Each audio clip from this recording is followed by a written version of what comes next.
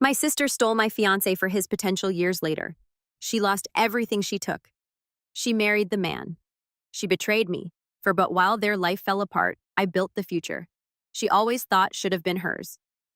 My mother liked to say that my life finally made sense once I got engaged. And honestly, for a while, I let myself soak that in, like it was some kind of proof that I hadn't completely messed everything up. I was 31. I had a decent job as a marketing manager for a mid-sized company in a coastal city on the east side of the country. I had my own apartment that I could barely afford, but still loved.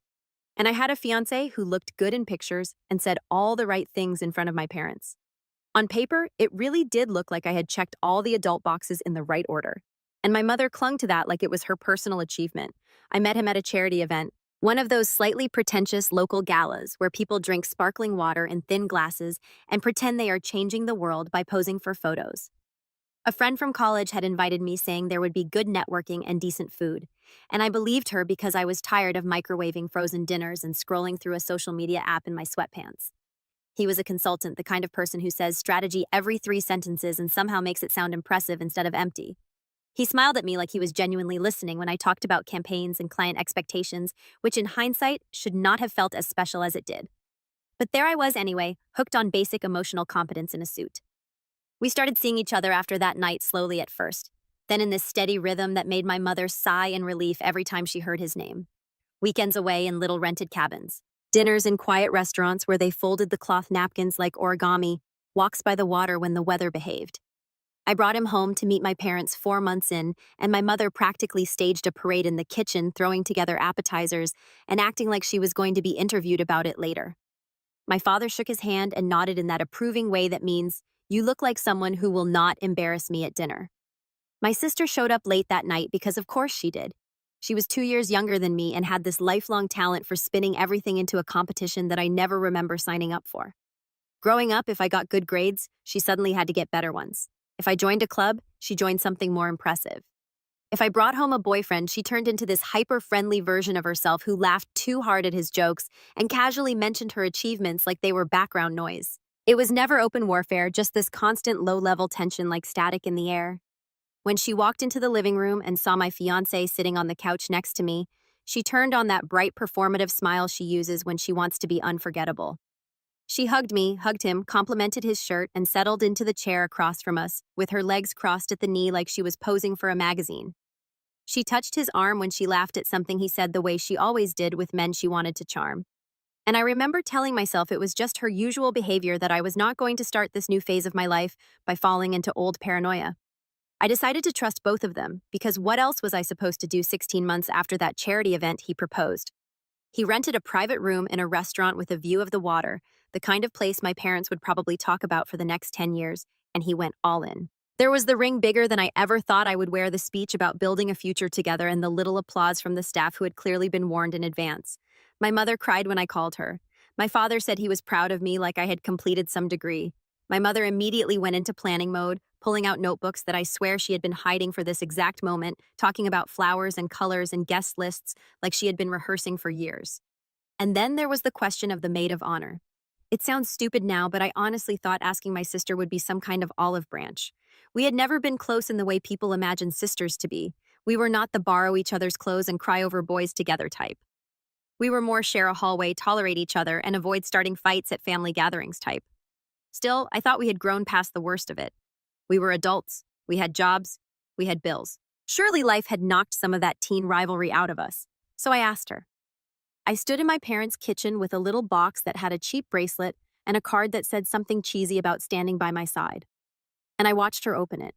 She looked at the bracelet, then at me, and for a second, there was this flicker of something in her eyes that I could not read, like a flash of irritation, before she forced it away and replaced it with a surprised smile. She said yes, obviously. My mother clapped. My father said it was good that we were showing unity. I told myself that this time would be different, that we were grown women now and not kids fighting over who got the front seat in the car. 3 months before the wedding, the cracks started to show. My fiancé suddenly became busier than he had ever been in his entire consulting career. Apparently, there were last-minute meetings with important clients, late nights at the office. Weekends he suddenly could not spend with me because he had to catch up on reports. At first, I didn't question it, because work can get crazy, and I was also drowning in planning details in my own job. Then the pattern started to feel too convenient. Every time we had a date night planned, something came up. Every time I tried to pin him down on final details about the honeymoon, he was distracted scrolling through something on his phone or talking about how overloaded he felt. He also started criticizing me in this way that felt like a slow leak instead of a direct stab. Tiny comments that did not seem like a big deal on their own, but piled up. He would correct me in front of other people, saying things like that is not exactly what happened, or you are remembering it wrong, with this amused smile that made me feel like a child. He would comment on how I handled stress, on my tendency to overreact, on my body language when I was uncomfortable. Each comment came wrapped in a just trying to help tone, which somehow made them harder to fight back against. Meanwhile, my sister became my mother's new assistant in the wedding mission. She called me constantly to talk through every little detail, asking about flowers, dresses, seating charts, music. She came along to meetings with vendors, standing next to me and talking over me half the time, making suggestions like she was the one getting married. She volunteered to help my fiancé with logistics because, as she kept saying, he looked so overwhelmed. Poor thing. One evening, I was at his place helping him sort through some paperwork, and I leaned across the table to hand him a folder. When I did, I caught the scent of a floral perfume on his shirt. Sharp and strong, completely different from the lighter one I wear every day. It hit me immediately, because I am not the kind of person who rotates perfumes. I have used the same one for years. "What is that smell?" I asked, trying to sound casual, like I was not already going cold inside. He sniffed his shirt, frowned slightly, and then snapped his fingers like he had solved a puzzle. "Oh, I hugged this investor earlier. She always wears way too much perfume. It must have rubbed off." I stood there looking at him, trying to decide if that answer made sense, and I hated that my brain immediately started calculating whether my sister owned anything floral. I told myself I was being paranoid and let it go out loud, even though it stayed in the back of my mind like a sticky note I refused to throw away. A week later, I was in his car moving my bag from the back seat to the front when my hand brushed against something small and metallic near the console. I picked it up and my stomach dropped.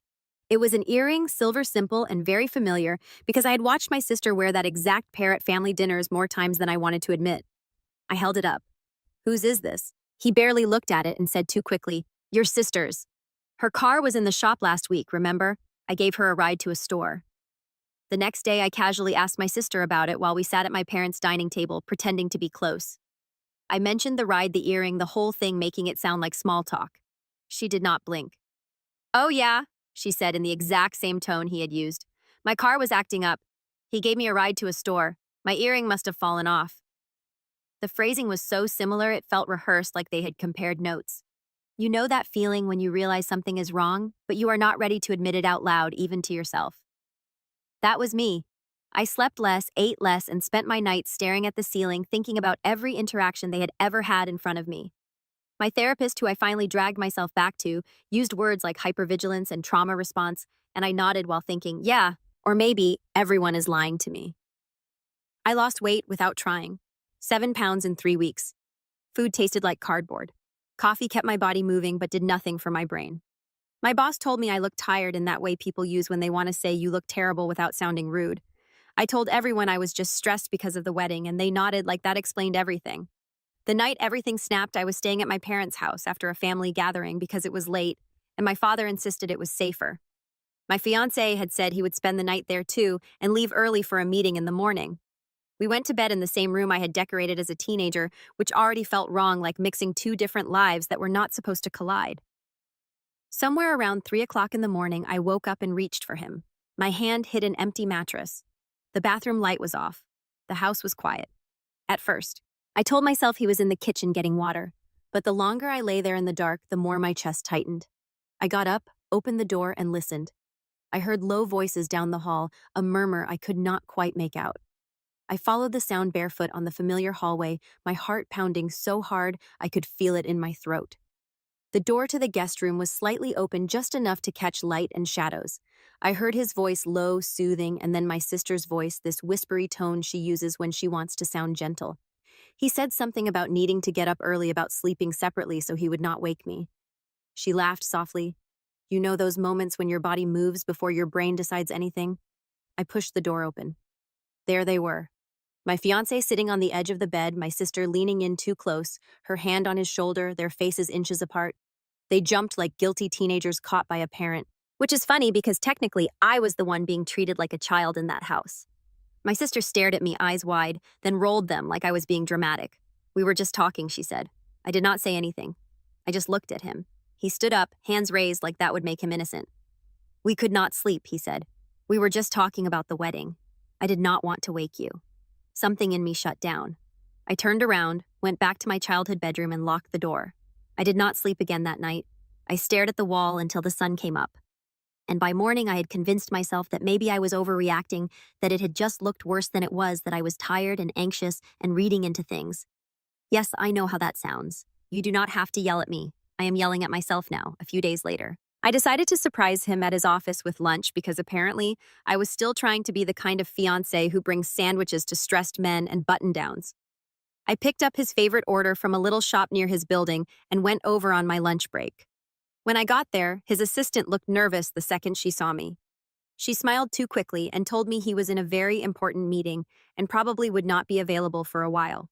I said I would wait. She told me maybe it was better to reschedule.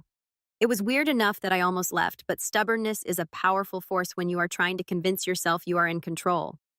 She left the reception desk for a minute to grab something from another floor, and I was left standing in this quiet hallway with my paper bag of food. The door to his office was slightly ajar, because of course it was. I heard a laugh I knew too well. My sister's laugh. My body moved again before my brain did. I pushed the door open with the hand that was not holding the lunch bag. He was there standing behind his desk. She was there sitting on the edge of it, leaned back slightly, his hand on her waist, her hand gripping his tie. They were kissing. Not a we tripped and fell, not a misunderstanding, full deliberate, familiar.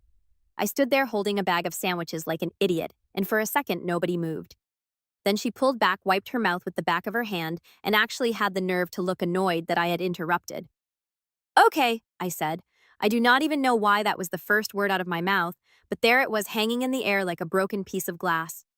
Okay. She straightened up, adjusted her shirt, and stepped toward me like this was going to be a regular conversation.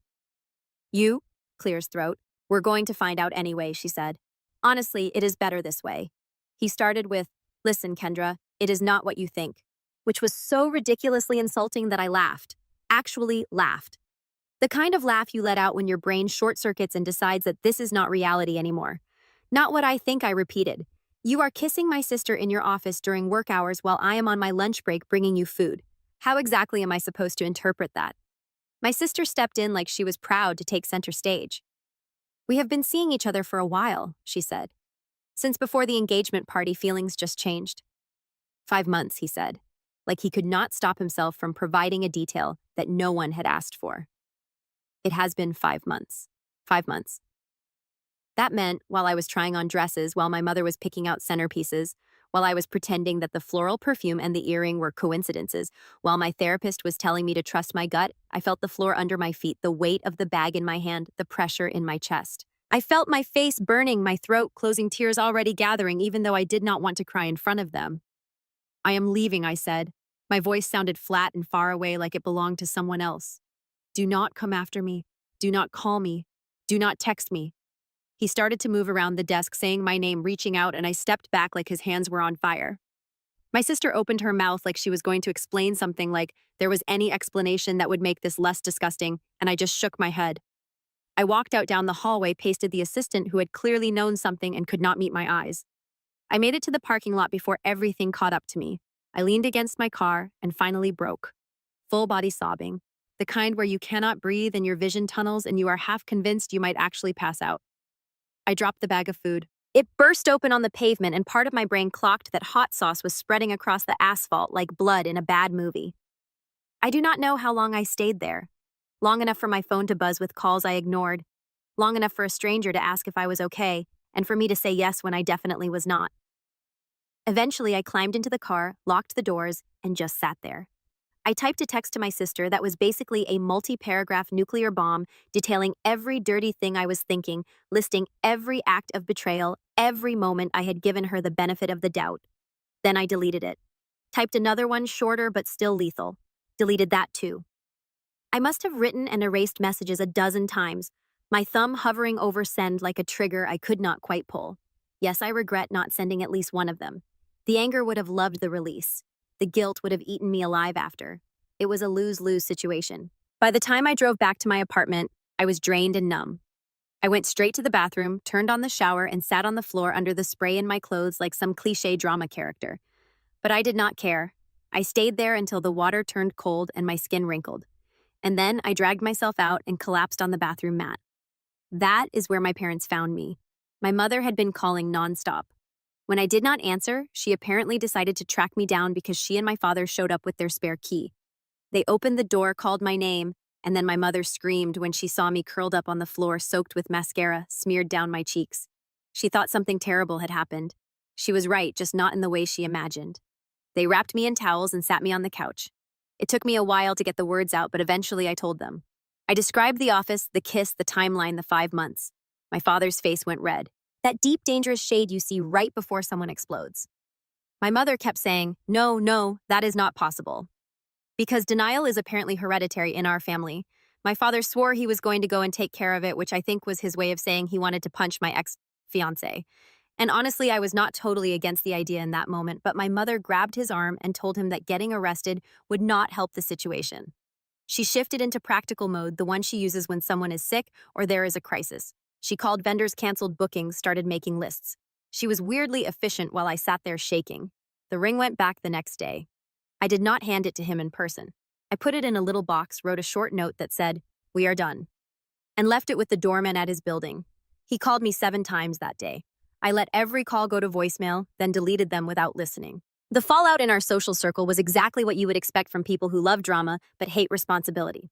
Some friends reached out to support me, saying they had always thought something was off, that they were on my side. Others stayed neutral, which is just cowardice with better branding. One woman who I had considered close sent me a message that said, "I really do not want to get involved." Like this was a neighborhood dispute about a parking spot and not my entire life imploding.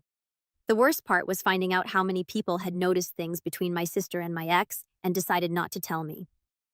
"They always flirted," one acquaintance said later. "We figured it was harmless." Another mentioned how they seemed really comfortable together at gatherings. Apparently, the world watched the slow-motion car crash and thought, this is none of my business. One of the vendors called my mother and casually mentioned that my sister had already been in touch to adjust some details, talking about reusing the arrangements and keeping the theme. My mother told me that like she was giving a weather report and I had to leave the room before I threw something at the wall. The idea that my sister was sliding into the wedding plan I had made, like swapping names on a form, made me feel physically sick. We had one family dinner where my mother insisted we should all talk things through. My father sat at the head of the table, gripping his fork so hard I thought it might snap. I sat there staring at my plate. My sister walked in with this infuriating mix of guilt and defiance on her face. Halfway through the meal, she slammed her fork down and said, "For once I get something before you do, and suddenly I am the villain. You have always had everything, and I was just supposed to clap from the sidelines." I looked at her, genuinely stunned. "You getting something before me is sleeping with my fiancé," I said. "That is the hill you want to die on, that you finally won." My mother started crying. My father yelled. My sister stormed out. I sat there thinking, this is what my family thinks love looks like. The months after that were ugly in a dull, repetitive way. I kept up with therapy because falling apart in front of a stranger who is paid to listen is better than falling apart at my desk. I cried in the shower almost every day. I stalked their profiles on a social media app, checking for pictures of them together, reading comments from people congratulating them like they were some fairy tale couple instead of 2 people who had stepped on me like I was a stepping stone. I watched as they quietly made things official. I found out about their civil ceremony not from my parents, but because a neighbor of my parents tagged them in a photo. My mother called me after that, voice trembling, saying she had not known they were doing it that quickly and that she had begged them to wait. I believed her, but it did not make it hurt less. Work stopped being a place where I could at least pretend to be functional. My performance tanked. I had a full breakdown in the bathroom 10 minutes before a big pitch and still tried to do the presentation with red eyes and a shaky voice. The client chose another agency. My boss pulled me into a conference room later and asked if I needed a leave of absence. One night, after drinking an entire bottle of wine alone in my living room, I stared at the ceiling and realized that if I stayed in that city, I was going to slowly dissolve. Everything reminded me of them. The restaurant where he had proposed, the street where my sister and I had taken pictures pretending we were close, the office building where I had walked in with sandwiches and walked out with my heart in pieces. Around that time, an opening came up in our company's branch in the middle of the country. A more senior position, more responsibility, a bigger paycheck. The manager there had suddenly resigned, and they needed someone experienced to take over. My boss mentioned it gently, like she was trying not to scare me with an opportunity. My mother, when I brought it up, asked if running away would really fix anything. You will still have the same memories, she said, fiddling with a spoon at the kitchen table. You will still feel the same pain. I will not run into them at the grocery store. I said, that is enough for now. I applied. I got the position. I packed my life into boxes and watched my apartment empty out. The night before I left, I opened my sister's profile one last time. There she was, smiling in a white dress that was not the dress I had chosen, standing next to my ex, who was wearing the same smug expression he had worn when he slid the ring onto my finger. I closed the app, turned off my phone, and told myself that the version of my life where I married him officially died that day. Moving to the new city felt like stepping into a parallel universe where no one knew the worst thing that had ever happened to me. I rented a small place near the office, threw myself into work harder than I ever had, and smiled politely at people who commented on my dedication. I made friends with a colleague in human resources who gently pulled me into a book club so I would not spend every weekend alone. I also set a rule with my mother. No more updates about my sister unless there was an actual emergency. No casual mentions, no little comments about how happy they look, no comparisons. The first time she slipped and said something about them going on a trip, I snapped completely. I raised my voice, told her I did not want to hear my sister's name again, and hung up on her. Then I sat on the kitchen floor and cried because I hated talking to my mother like that. But I hated hearing about them even more. I blocked my sister and my ex on every app I could think of. I deleted their numbers. I told mutual friends that if they wanted to stay in my life, they could not bring them up. Some friends understood. Others got defensive, saying I was being too extreme, and I ended up cutting them off too. Very fun chapter of life. Highly do not recommend. Every once in a while, the past would ambush me. Anyway, a colleague walked into a meeting one afternoon wearing a strong floral perfume that hit my nose and sent me straight back to the moment I had sniffed my ex's shirt. I had to excuse myself and hide in the bathroom until my hands stopped shaking. Months passed. My therapist said I was doing the work. I felt like I was mostly just surviving. About 4 months after I moved, my company sent me to a regional conference in another city. You know the type. Endless panels about trends. Networking sessions where you trade business cards with strangers you will never email, forced small talk over lukewarm coffee. I went because my position required it, not because I actually wanted to be there. On the first night, there was a dinner for participants assigned seating because someone in planning hates freedom. I ended up next to a man who introduced himself as an analyst recently transferred from another branch. He was not excessively charming. He did not have that polished I am used to being the center of attention energy that my ex had. He was quieter, more observant. He asked me questions about my job and actually listened to the answers without constantly pivoting back to his accomplishments. We talked about work at first, then about books, then about the weird things people say in performance reviews. He made me laugh a couple of times. Real laughing, not the polite kind, when the dinner was over. He asked for my card and said he would email me some resources he had mentioned. I said, sure. He actually followed up. We started exchanging messages about projects, sending each other reports and ideas. It stayed in the professional lane for a while, but there was a warmth to it that I noticed and tried very hard not to overthink. My colleague in human resources picked up on it faster than I did. One day she looked at my phone lighting up with his name and raised an eyebrow. He likes you, she said. He is being friendly, I said. She gave me the kind of look you give a friend you love, but whose denial is exhausting. Several months later, he asked if I wanted to grab dinner while he was in town for meetings. I stared at the message for a solid 10 minutes before answering. My stomach flipped. My hands felt weirdly cold. We met at a small restaurant near my apartment. Nothing fancy, just a place with decent food and quiet corners. I wore jeans and a top that made me feel like I had put in effort without screaming, "This is a date." The conversation started easy enough. We talked about work, our coworkers, the way company leadership pretended to understand ground-level problems. Eventually, the topic shifted to books and movies, then to childhood stories, and for a moment, I forgot to be on guard.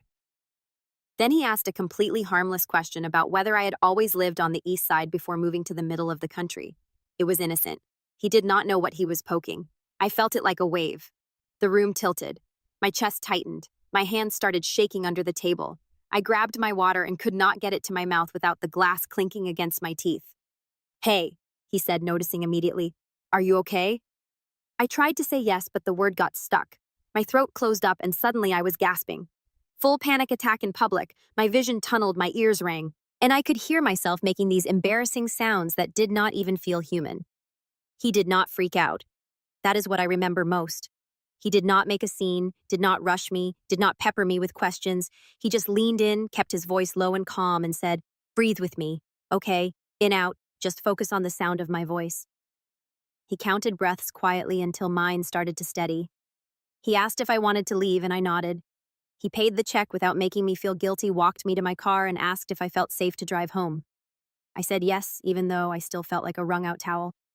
The next day, flowers showed up at my office.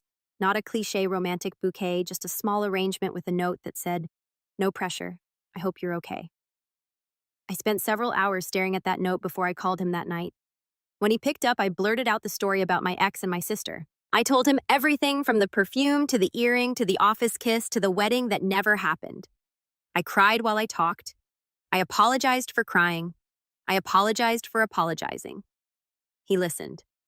Then he told me about his ex-wife, how she had left him for a coworker, how humiliating it had been to walk into the break room and hear people lower their voices, how he had lost not just a marriage, but also some of his professional standing because she had stayed in the department and people naturally gravitated toward her side.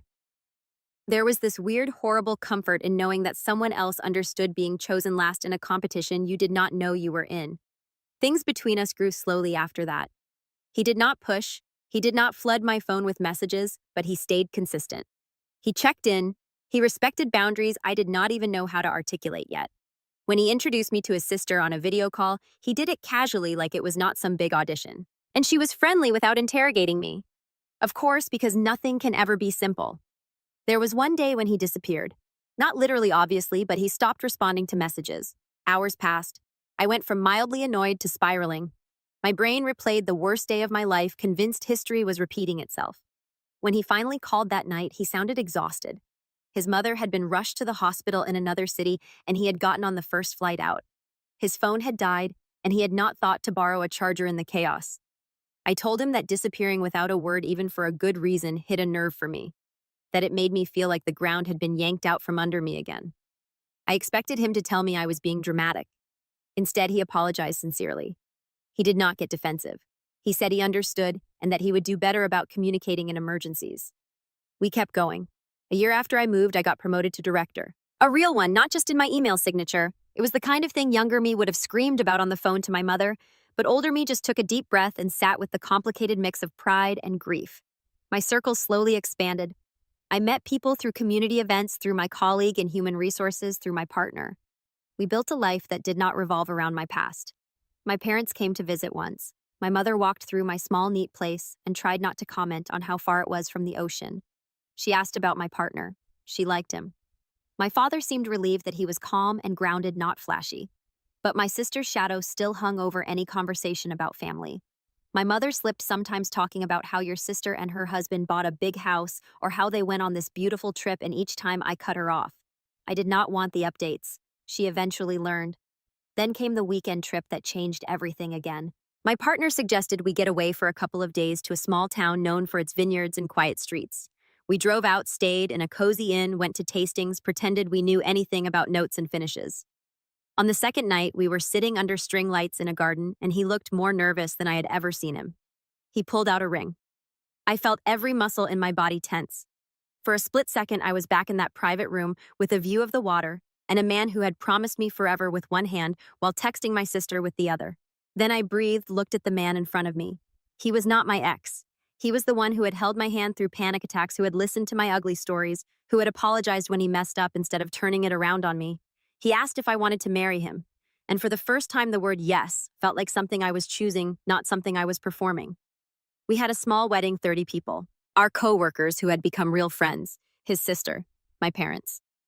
No elaborate ballroom, no big performance, just vows we wrote ourselves and dinner afterward, where people actually talked to each other instead of posing for photos. My mother begged me to invite my sister as a gesture, and I eventually sent an invitation more to keep the peace than anything else. The response came in a short message saying she had a scheduling conflict but wished us well. I think I actually preferred that. I did not want her anywhere near that day. We bought a modest house together, nothing giant or dramatic, just a place with enough room for an office and a guest room. We painted walls ourselves. We argued about where to put furniture and laughed about it later. We found a routine that felt boring in the best possible way.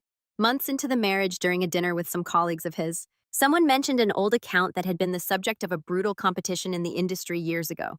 They joked about how my partner had stolen it right out from under another guy, and my partner laughed a little awkwardly and moved the conversation along. On the way home, I asked him about it. He hesitated. You know how small the industry is, he said. People end up crossing paths without knowing it. What does that mean? I pressed. He sighed. That account, I landed the one they were talking about. Your ex was the one who lost it. He had been courting them for months. I came in late and closed the deal. I stared at him. My chest started to feel tight again. Not in the panic way, but in a slow, heavy way. And you did not tell me this because I did not want our relationship to be built on me being the guy who beat him. He said, I wanted you to choose me for me, not because I accidentally look like karma. Part of me understood. Another part of me felt blindsided, like there was this whole layer of the story I had not been told. We fought about it, not a screaming match, but a real argument with raised voices and hurt feelings. I told him that hiding it made me feel like there were other things he was not telling me. He told me he was trying to protect us from turning into a revenge fantasy. We ended up seeing a counselor for a few sessions. It was humbling, sitting in a room explaining to a stranger why we were upset about a deal that had happened before we even met, but it helped. We agreed on transparency going forward, even when something seemed like a minor detail. Around the same time, we started trying to have a baby. It turned out to be more complicated than we expected. Months went by with negative tests. Every single one felt like a little failure, like my body was keeping score, and I was losing. I had painful periods for years and always brushed them off as just how it is. A specialist finally told me I had mild endometriosis. Treatable, but not simple. While we were processing all of that, my mother called one night, sounding subdued in a way that scared me more than if she had been hysterical. She said she had been dealing with indigestion, back pain, and weight loss for months, but had not wanted to worry anyone. She finally went to the doctor. The test came back. It was pancreatic cancer, advanced, already spread. I flew back to my hometown with my partner as soon as we could. Walking into my parents' house felt like stepping into a time machine. The furniture was the same, the pictures on the wall the same, but my mother looked smaller, like someone had turned down her brightness. We met with doctors, talked about options, and heard the same thing over and over. They could try to slow it down, make her comfortable, but there would be no miracle cure. My mother tried to stay upbeat. She made jokes about finally losing weight in a way diet ads would never approve of. At night, when everyone else was asleep, I heard her sobbing quietly in her bedroom. I took a leave from work and moved back in for a while. My partner commuted back and forth as much as he could. I cooked bland soups and rearranged pillows and listened to my mother tell the same stories 3 times because the medication made her foggy. In one of the quieter moments, she reached for my hand and squeezed it with surprising strength. I made mistakes with you girls, she said. I thought I was doing the right thing, but I let things slide that I should not have. I should have protected you better from each other. I swallowed hard. You cannot fix everything now, I said. I know, she whispered. But I need to know that when I am gone, you will at least try not to hate each other. I knew what she was asking. I also knew I could not promise what she wanted, so I gave her a softer version. I will try not to let the hatred win, I said. It was the most honest thing I could offer. She died 3 days later, early in the morning with me. My father, my partner, and yes, my brother-in-law at her bedside. The room was too quiet when she took her last breath. My father made a sound I had never heard from him before. Something between a cry and a roar. I felt like someone had cut the last rope tying me to any version of my old family that could be fixed. I was the one who texted my sister. It felt insane that this was how we were communicating such a huge thing. But that is where we were. I kept it short. Mom is gone. We are at the house. She arrived faster than I thought she would with my ex in tow. They hugged my father. She hugged me, and for a second my body remembered what it felt like to lean on her as a kid. Then recoiled. We worked together to make arrangements because there was no other option. Someone had to pick out a casket. Someone had to talk to the man at the funeral home and answer questions about flowers and music. The day of the funeral, the sky decided to lean into the mood and give us a thin, cold rain. People packed into the chapel, neighbors who remembered us as kids, old friends of my parents, a few faces I barely recognized. I stayed near my father, making sure he did not tip over. My sister and my ex sat a few rows away at first, then drifted closer as people mingled before the service started. I felt eyes on us, heard whispers. The story had gotten around over the years clearly. People love a scandal. One of the women who had chosen my ex's side back then walked up to me like nothing had happened, hugging me and telling me how sorry she was, as if she had not sent that "I do not want to get involved" message and then gone to their wedding. I smiled tightly and said thanks because funerals are not the place for the confrontations I fantasize about. At one point, my sister tugged on my sleeve and asked if we could talk somewhere private. I did not want to. Every cell in my body resisted, but my father looked at me with red, exhausted eyes, and I knew he was desperate for his daughters not to start a screaming match in front of the casket. She pulled me into a side room, and of course my ex followed like a shadow hovering near the doorway with his arms crossed. She started with this fake soft voice. "You look tired," she said, as if we were at brunch and I had just mentioned a busy week. "Have you been taking care of yourself out there? I worry about you being all alone." I almost laughed. "I am not alone," I said. "I have a husband. I have a life." She glanced at my ring fiddled with her own. "I know. I just mean emotionally. It must be hard being so far." I could feel the old pattern trying to reassert itself. She elevates herself, diminishes me, and I either shrink or blow up. Before I could pick a lane, my phone buzzed in my pocket. It was my husband. I texted him back with shaking hands. "Please get here now. I need you." When he arrived, he walked into the room and came straight to me. My ex went pale the second he recognized him. He looked like he had seen a ghost. "You two know each other?" my sister asked, confusion breaking through her mask. "Oh, we have crossed paths," my husband said calmly. "Years ago, professionally, my ex cleared his throat and tried to compose himself. We worked on the same account from different firms," he said. He undercut me. My husband smiled slightly. "I gave them a better strategy," he said. They made a choice. The air in the room thinned. I could almost hear the puzzle pieces clicking into place in my sister's head. She said my husband's name out loud, then the name of his company, and I saw the moment she realized he was the one who had landed the account my ex had spent months bragging about. "Funny how life works," I said, and my voice came out steadier than I felt. The whispers spread. You can always tell when gossip is making the rounds. The energy shifts. People group together in little clusters, glancing over like they are trying not to stare. In the middle of all this, my father's shoulders slumped, and he started breathing weirdly. His face went gray, and he grabbed at his chest. Everyone panicked at once. Someone yelled for a doctor, and luckily one of my parents' neighbors' sons was there. A physician who checked his pulse and blood pressure right there in a side room and declared it a panic attack, not a heart attack. They gave him water, made him sit down, and I sat next to him holding his hand while he cried. After things calmed a little, my sister and I ended up alone again for a moment. She was shaken not just from our father's episode, but from the entire tangled mess. Her voice was lower when she spoke. "You really moved on," she said. "You got the career, the promotion, the husband who wins big accounts, and you got the man you wanted so badly you were willing to blow up your own family for him." Clear's throat said, "How is that working out?" She flinched. I watched the mask slip just a little enough to show the cracks underneath. Later after the service, after the burial, under that annoying rain, after the endless condolences and casseroles, I went back to my parents' house with my husband. The living room was full of people talking too loudly, eating food. They did not need filling the space because silence is apparently intolerable after a death. My ex drank more than he should have. I watched him from across the room. His tie loosened, his laugh too harsh. My sister hovered near him, looking like someone constantly bracing for impact. The next day, when the house finally quieted down, my sister showed up alone. She knocked softly on the door, and my father let her in with a tired sigh. She asked if she could talk to me privately. We went up to my old bedroom because apparently trauma loves full circles. She closed the door and leaned against it like she was afraid she might run away. "I am not happy," she said without any buildup. "He is controlling. He criticizes everything I do. He monitors my spending, but he is the one racking up debt to keep up appearances. We are drowning financially, but no one can know because he has an image." I sat on the edge of the bed and looked at her. For the first time, I saw not just the girl who took what I had, but a woman who had cornered herself into a life she did not know how to leave. I met with a lawyer. She admitted it is not going to be easy. I signed a prenup I did not really read because I was so focused on beating you to the altar. He made sure everything is tied up in a way that makes leaving complicated. I will not get the house. I will not get much at all. I will get freedom. I guess that is still something I said. She laughed bitterly. "You must be thrilled. Karma, right?"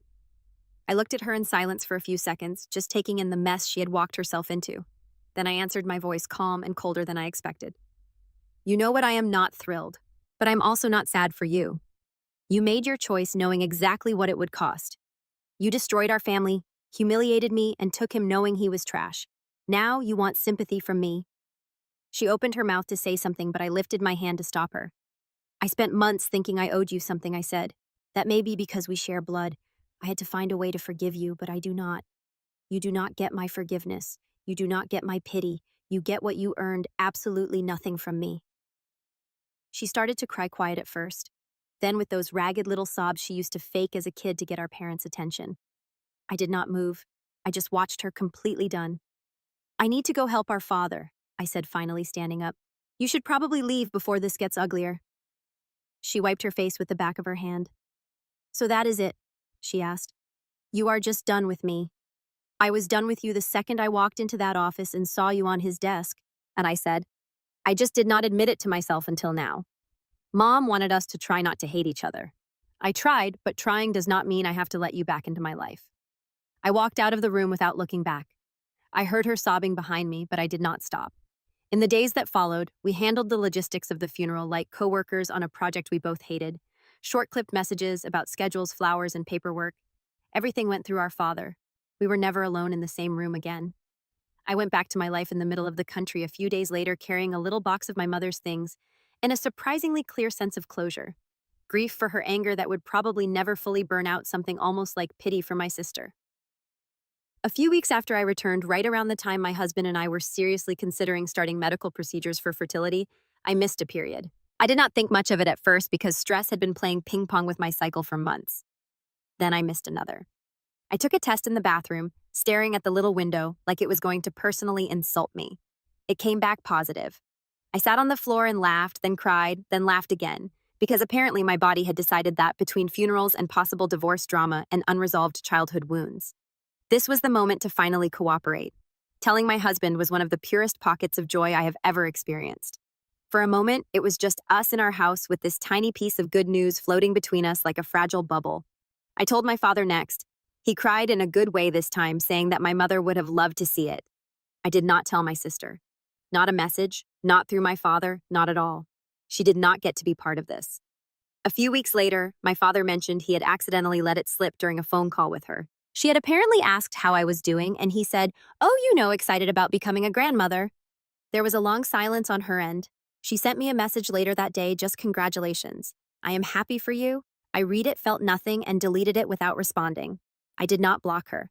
That would have required acknowledging she mattered enough to block. I just never replied, ever. My father told me months later that my sister had finally left my ex. The divorce was brutal. She lost the house, most of the money, her social circle. She moved into a small apartment and got a regular job. My father sighed when he told me, clearly hoping I would soften. I did not. Good. I said she wanted him so badly. Now she knows exactly what he is worth. My father looked disappointed, but I was done pretending to care. She made her bed. She could lie in it alone. I heard through my father that she tried to reach out a few more times over the following year. Messages I never opened. A card at Christmas I threw away unopened. An attempt to show up at my father's house when I was visiting. I left through the back door before she arrived. We do not talk. Not occasionally. Not on holidays. Not ever. My father asks sometimes if I would consider letting her meet the baby. My answer is always the same. No. He stopped asking after the third time. She does not get pictures. She does not get updates. She does not get to know if my child is a boy or a girl until my father accidentally mentions it months after the birth. She is not part of this story anymore. She does not get a redemption arc. I still flinch when I catch a whiff of sharp floral perfume in a crowded room, not because it makes me think of her, but because it reminds me of the version of myself who ignored her gut. That woman is gone. I do not ignore my instincts anymore. Trust does not regrow just because time passes. But here is what I do know. If my ex and my sister had not detonated my life when they did, I would probably have married him, moved into some house my parents approved of, had kids with a man who talked down to me and flirted with anyone who laughed at his jokes. I would have stayed in that coastal city, orbiting around my family's expectations, always trying to keep the peace while slowly disappearing. Instead, I moved. I broke. I rebuilt. I fell apart again. I picked up the pieces so many times that I lost track of which version of myself I was trying to assemble. And somehow through all that, I ended up in a life that actually feels like mine. A job I earned. A partner who shows up when my chest tightens instead of causing it. A baby who will grow up in a house where love is not a competition. The scars are still there. I still shake sometimes when I talk about it. I still have dreams where I am walking into that office with a bag of sandwiches. I still wake up angry. Healing is not a straight line. It is more like a spiral you trip over again and again. But if you are asking me whether my sister stole my man here, is what I will tell you now with my whole chest. She did not steal anything. She took out the trash for me, and now she can keep it. I do not want him back. I do not want her back. I do not want anything from either of them, except for them to stay exactly where they are, far away from me and everything I have built. My sister wanted to win so badly that she grabbed a bomb thinking it was a trophy. That is on her. I have moved on. She has not. And honestly, that is the best revenge I ever planned. She freed up my life in the ugliest, most painful way possible. And I will be dealing with the fallout for years. But I will never again have to sit across a table wondering if the man holding my hand is secretly waiting for someone else to walk into the room. I know some people would wrap this kind of story up with a neat bow like, and now everything is perfect, and I have completely forgiven everyone, but that is not where I am. I do not live in that kind of movie. I still get irrationally tense when an unknown number calls my phone because some part of me expects another emotional grenade. There are days when I am feeding my baby in the middle of the night, half asleep, and my mind drifts back to the girl I was sitting on the bathroom floor in that apartment, soaked and shaking, thinking there was no way life would ever feel normal again. I wish I could go back and sit next to her. I would not tell her to be strong because she already was. I would just tell her that she was allowed to let things break that were never meant to last. My father sometimes mentions her in passing, testing to see if I will soften. I do not. He has learned to keep her life and mine completely separate. When he visits me, he does not bring her up. When he visits her, which I assume he does, though we do not discuss it, he does not mention me. I do not think about what she is doing. I do not check her social media because I deleted every trace of her years ago. I do not wonder if she is happy or sad or regretful. She is a person who used to be my sister, and now she is just someone I used to know who made the worst choice possible. People sometimes ask if I will ever forgive her. My answer is simple. Forgiveness is for people who want to repair something. I do not want to repair this.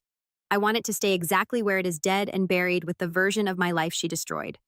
Do I hate my sister? No. Hate requires energy I do not have for her anymore. What I feel is simpler and colder. Indifference.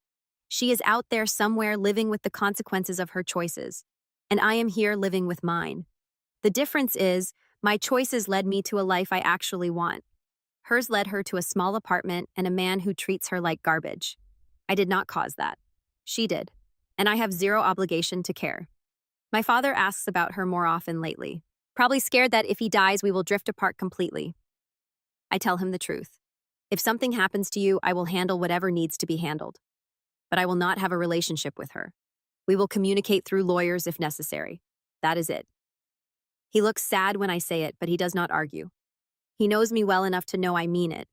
But I will also not hand them the matchbox again. Sometimes people who hear my story say things like, I could never forgive that.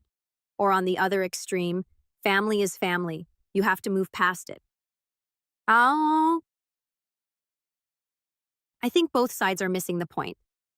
It is not about a clean decision stamped with approval. It is about waking up every day and choosing where to place people in your life so you can actually live it without bleeding out emotionally.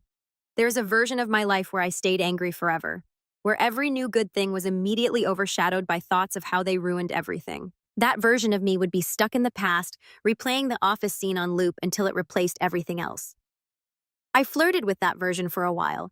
It felt safe in a twisted way, because if you never stop looking backward, you never have to risk trusting anything new. The life I am in now still carries all the same scars, but it has more rooms in it. There is space for grief, for rage, for tiny, stupid moments of happiness, like my husband making bad jokes while we assemble furniture, or my baby grabbing my finger like I am the only stable thing in the room. When I catch myself spiraling, I try to remember that the worst part of the story is not the end of it.